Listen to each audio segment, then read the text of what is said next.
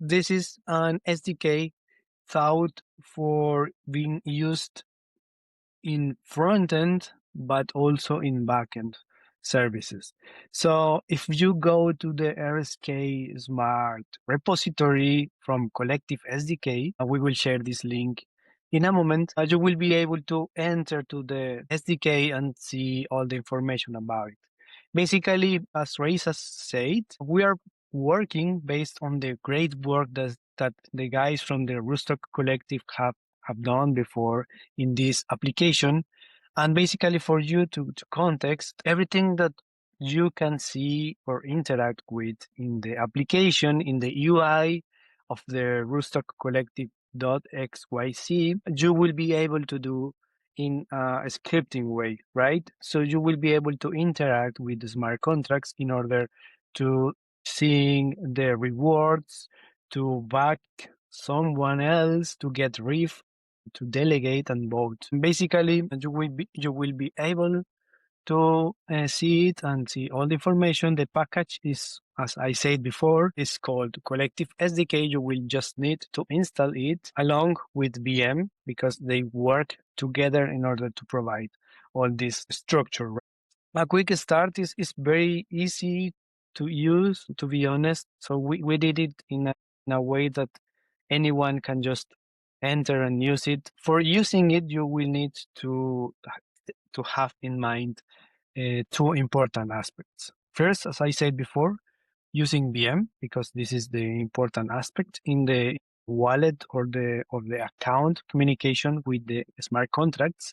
And also that you will be able, of course, use it in Testnet by calling the chain ID number 31 or also in mainnet, of course. But also, if you are somehow working with some specific contracts, I don't know, let's say that you are developing your own ideas in an hackathon, so for example, and you need to interact with the SDK in your own smart contracts, you can also, when you initialize your SDK, you will be able to pass contract addresses in your override the current addresses that the SDK has and using your own addresses. More than that, basically this is as any other SDK in terms of usage. You will first initialize the package, as you will see in at the end of the README of the project.